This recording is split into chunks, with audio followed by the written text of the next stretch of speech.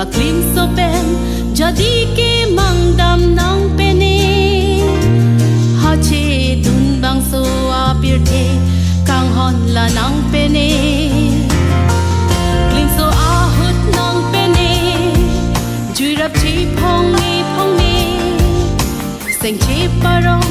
sing mi kang sam ko an lo ne sing ve thir thip si li som dun kang so apir the lam chak chi pi nang pene jon pan mo thi tung lo te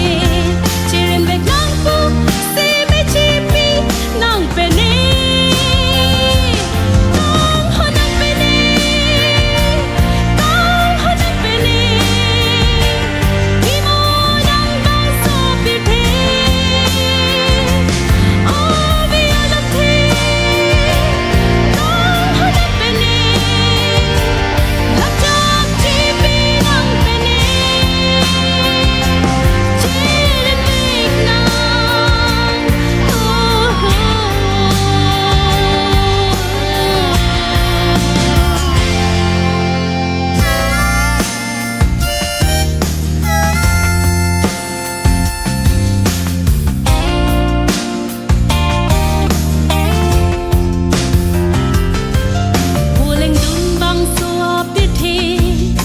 chur puli che kam pe me